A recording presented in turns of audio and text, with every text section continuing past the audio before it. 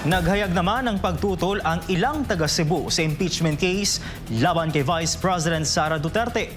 Ito ay matapos aprubahan sa Kamara ang articles of impeachment laban sa Vice Presidente. Si MJ Mondihar sa report. With 255 members voting in the affirmative, 26 against, 9 abstention. Tulad ng inaasahan, muling umusad sa Kamara ang impeachment case laban kay Vice President Sara Duterte. Umabot sa 255 ng mga congressman ang bumoto pabor sa rekomendasyon ng House Committee on Justice na i-impeach si Duterte at dalhin sa Senado ang articles of impeachment. Samantala, 26 ng mga kongresista ang kumontra at 9 naman ang nag-abstain.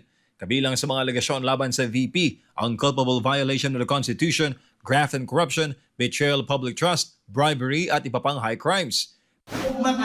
Pero para sa mga Cebuano, hindi kapani-paniwala ang mga alegasyon laban kay Duterte. Ayon sa Cebu Alliance for Duterte 2028, walang basehan ang mga reklamong inihain laban sa bise. Ayaw namin sa impeachment. Gusto namin sa gobyerno na magtrabaho, magserbisyo. Tama na yung nakawan. Gamitin ang pera ng gobyerno para sa mga tao. Yun naman ang pinaka-objective ng government natin . Pero kung nanakawin nila, dapat matigil na yung nakaw nila kasi talagang nakakainis na. Sa nakaraang Rage Coalition event dito sa Cebu, muling nanindigan ng mga Cebuano na political persecution ang ginagawa laban kay VP Sara. Ayon sa kanila, lalong umiinit ang mga pag-atake sa Vice Presidente dahil isa ito sa mga itinuturing na frontrunner para sa 2028 presidential elections.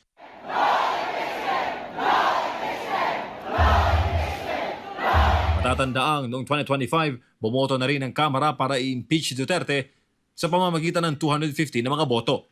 Ngunit kalaunan ay dineklara ito ng Supreme Court na walang bisa dahil sa paglabag sa konstitusyon. Para sa Diyos at sa Pilipinas kung mahal, MJ Mondihar, SMNI News. Kumpiyansa si dating presidential spokesperson Attorney Harry Roque na magiging patas ang inaasahang impeachment trial laban kay Vice President Sara Duterte sa ilalim ng bagong liderato ng Senado. Si Daniela Paulite magbabalita. Itong bagong liderato ay garansyado na hindi talaga matatanggal sa posisyon si VP Sara.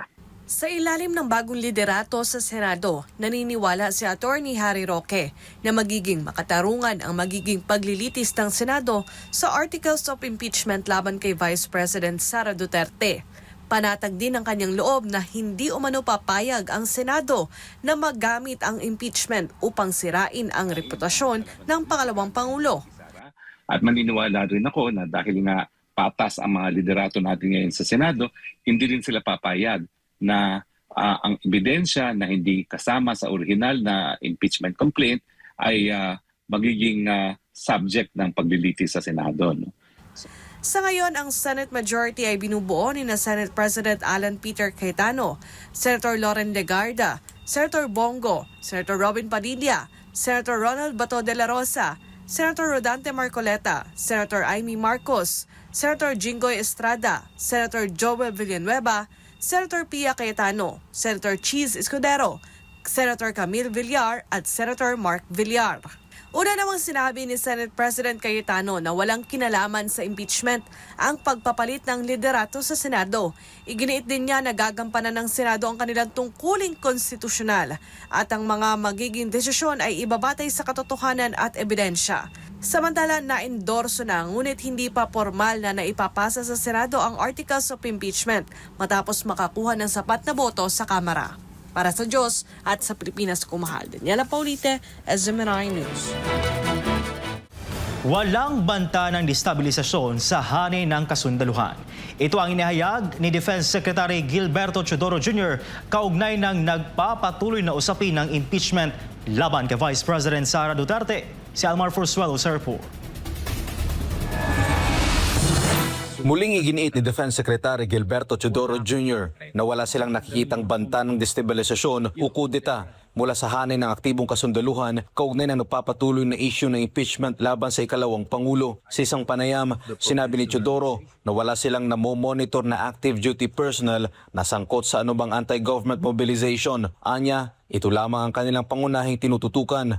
Sa ngayon, involving active duty members, wala kami na monitor at yun lang naman ang tinututunan. Kasunod nito, sinabi ng kalihim na wala na sa jurisdiksyon ng Department of National Defense ang mga retiradong sundalo, kaya malaya silang magpahayag bilang ordinaryong mamamayan basta't wala na silang impluensya sa militar. Wala na kaming jurisdiction sa kanila at wala naman silang impluensya sa ating kasundaluhan. I mean, libre sila bilang normal citizens magayag, but once you're retired from the service, that's it. Bagamat may ilang retiradong opisyal na hayagang nagpapahayag ng kanilang saloobin, sinabi ni Teodoro na karamihan sa mga retiradong sundalo ay hindi iniuugnay ang kanilang sarili sa mga anti-government activities. Iginit din ng kalihim na walang umiiral na banta sa hanay ng Armed Forces of the Philippines at matagal nang walang namumuong destabilization plot sa kabila ng mga haka-haka sa bawat administrasyon. Binigyan din niya ang kahalagahan ng professionalization ng militar at ang pagtutok ng mga sundalo sa kanilang mandato sa halip na makialam sa politika. You know, we have a political process. The soldiers have their job. And I think part of the professionalization of the armed forces and their responsibility na humawak ng mas officer mga katamita at gumamit talaga ng active defense, lalo sila dapat hindi makialam sa politika. Samantala, tungkol naman sa bilateral relations, sinabi ni Teodoro na mas maraming bansang kumikilala at sumusunod sa international law ay mas makatutulong upang mapigilan ang unlawful actions. Sa usaping ito, sinabi niyang alone o nag-iisa umano ang China. The more countries that are on the right side of international law, the more it deters against unlawful action. At in this, China is aloof. Para sa Diyos at sa Pilipinas kung mahal, Almar Forzuelo, SMNI News.